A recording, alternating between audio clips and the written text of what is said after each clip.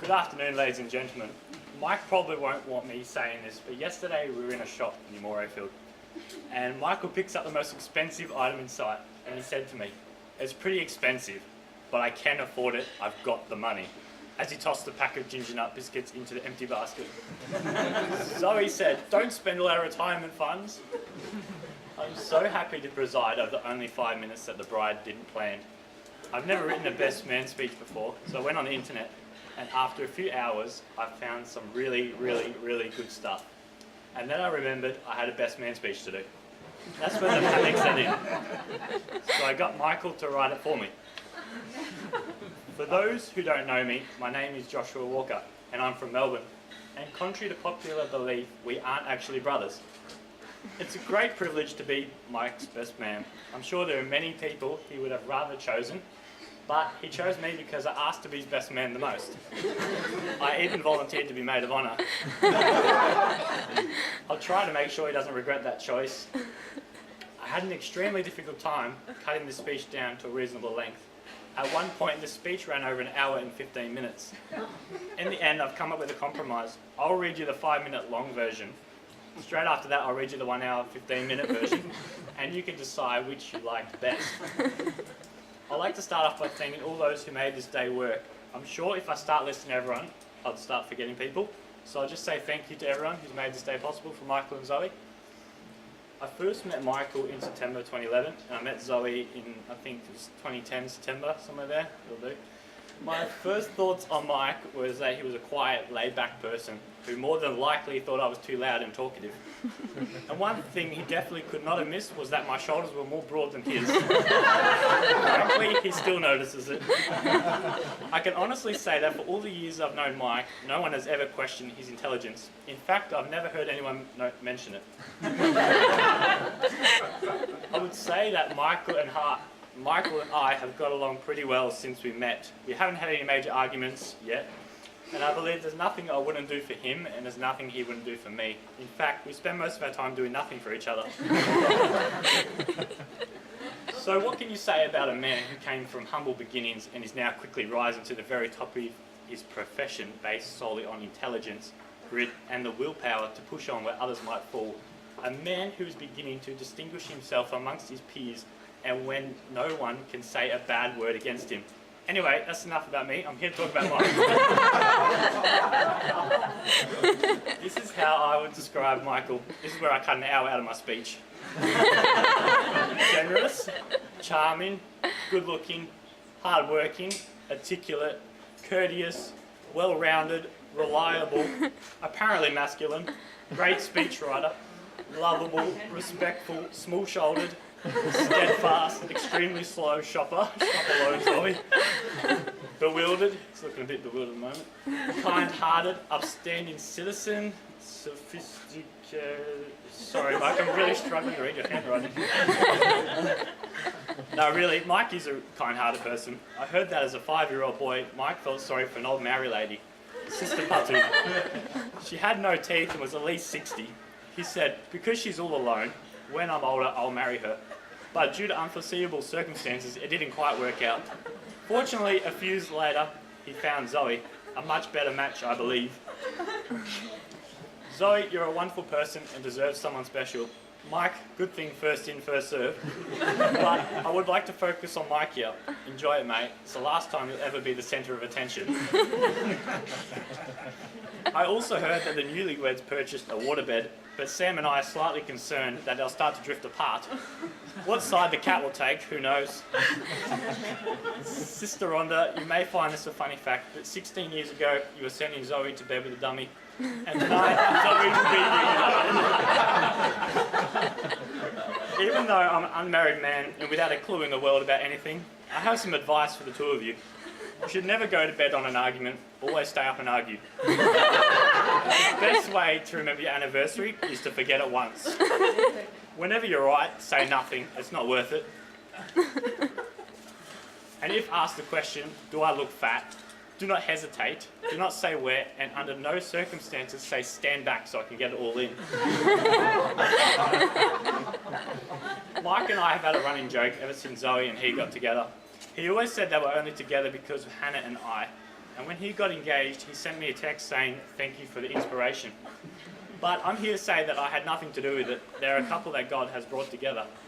I'd like to wish you a very happy marriage and a memorable honeymoon. If anyone wants to know the proper definition of a honeymoon, it's that brief but cherished period between I do and you'd better. May God richly bless you, Michael and Zoe Walker. Put God first and you have an extremely successful marriage. Thank you. And now for the 1 hour 15 minutes. Your being here. I was asked actually to say a few things about Michael and him growing up.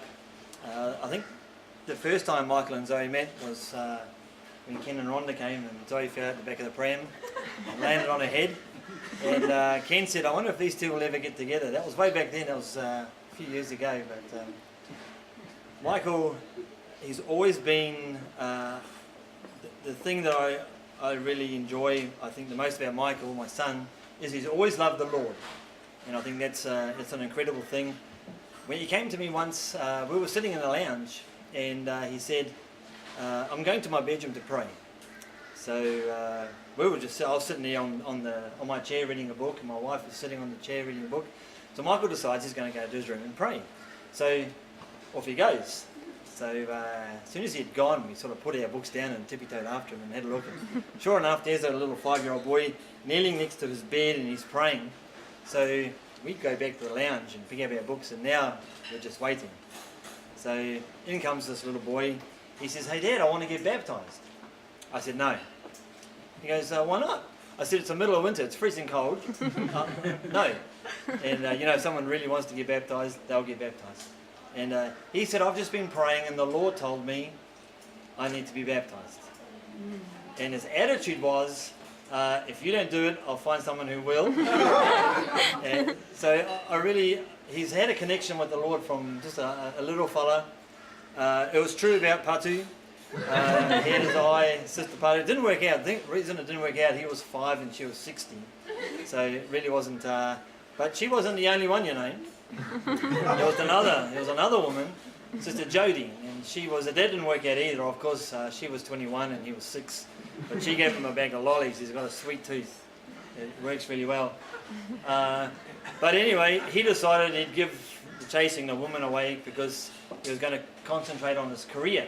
He was out of kindy and well and truly into his first year at school. So he just decided he was going to concentrate, and he's always been the academic sort. When the other boys were out playing rugby or doing things, it wouldn't be long before Michael was missing, and when we hunted him down, there he was with a book somewhere. And he went hunting and fishing and did the boys thing, and even went skydiving on his 13th birthday, but it was always the academic sort. He liked his books. He even proposed to you-know-who in the library. Maybe he didn't want to be left on a shelf, right? I didn't think you'd laugh at that, but okay. Or maybe he wanted to make sure they were on the same page. But Michael's always made us proud. He's been no trouble. I love him to bits. I think he's got a good woman. Yeah. I almost said Jody. Zoe, God bless your heart. We're not much of a people, but welcome to the Walker family, and we're proud of you. And we think Michael's got a really good wife there, and I think both of you are really well suited. And we just pray, we just know the Lord's going to bless you. You've done everything right, you two. You've done everything honourable. You've done it all biblical, and we're proud of both of you. God bless you both. Thank you. I don't spend a lot of time standing up in front of people with speeches, as you guys know. Spend most of my time telling people what to do, and if they don't, then there's consequences. So we won't go there today. A couple of people will send their love. Your grandmother, my mum. My mum, her grandmother's in hospital at the moment, so we'll see her tomorrow. Adele and Stan, which is my sister and her husband, send their love. And Jacques and Marilise, they're friends of ours from West Africa that Zoe knows quite well. My little story, my little speech is called The Bike Ride, or The Ride. So most of you guys would know that Zoe's into horses and does that sort of stuff. Well, I've been into motorbikes most of my life, and one of the fondest memories I have of Zoe is actually the best bike ride I ever had. And I used to work in the city, had a big Harley Davidson, and I got the phone call that Rhonda was going into labour. Jumped on this Harley Davidson, I reckon the Angels worked overtime that day. So I shot down the South East Freeway. It was just an amazing ride. I don't know how I didn't get caught or stopped or whatever, but it was. Thanks for that memory.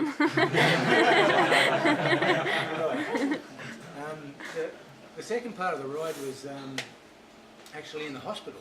We're sitting in the hospital and Rhonda's going through a difficult labour. She's not eating the tissue, I've started already. They're going through very difficult labour, and the nurses are coming up to me and saying, yeah, everything's fine, everything's cool, no worries. It's going to be a boy. I said, no, it's not going to be a boy, it's going to be a girl. No, they're adamant it's going to be a boy. I said, no, it's not. I was reading one of Brother Branham's sermons about the life of God, Zoe. I said, no. Going to be a girl, and her name's Zoe. So, it was right. The next part of the ride was the ride home. We had a little Mazda 121, those little Beetle cars, little green thing, and Zoe's in the back, and it was like I was driving, and I've done this on mines, like I was driving with dynamite in the back of the car. This thing was so fragile, and as most people know, I like to drive as well, and here's me driving very, very slowly with this little thing in the back, which was like seriously fragile. But she wasn't fragile, she's not at all. You've got a strong one there, Mike. Broken her noses, and she's had her fair share of rides as well. The next part of the ride was the trip that we went to New Zealand, and I do remember the day that you guys were playing, and I said maybe one day these guys will get married, as a joke. There you are. Keep my mouth shut from now on. No, I'm very, very proud of both of you guys. It's really good. Then there was the African French ride that we went through, and that was Zoe was born with very long hair, unusually long hair. It was black, or very, very dark, and then straight away it started, as it grew, it was blonde. So it looked like we had dyed the tips of her hair, and so she had very long hair even as a little baby, and beautiful looking kid as well as this long blonde hair with these black tips. And when we went to Africa, one of the things Africans like to do all the time is always touching the hair, because it's blonde, because the hair in Africa is black. So she did very well, put up with that very well. And then off to France, and that's when we really got, as she was growing, she got into the horses and really started in that aspect of it. So that's, I guess, where she first came into the contact with the horses and the riding and all that sort of stuff. I still remember riding with her a number of times in France, and I love that. It was really good. I'm proud of my little girls. Number one. You never forget number one. Or and two, and three, 4, 5, all the rest of them. So, but yeah, she's really good. Mike, there's no warranties with this one, okay? you get what you get. But I wouldn't worry too much about paying for her insurance, because she's a pretty good bet. She won't let you down. She's a lot like I am, okay? Now, whether that's a good thing or bad, I don't really know. But I know that her last trip to Africa recently, a year ago now, yep. We talked a lot about different stuff, and I think she realised who I was and why she was how she is. Good or bad? Don't know. But yeah, so all the best. I'm proud of you. I used to give Zoe a hard time. You want to marry Michael? He hasn't even got a job. Now he's got too much. Calm down a bit there, mate. Proud of you and well done. And so, for those that have got glass. Let's have a toast.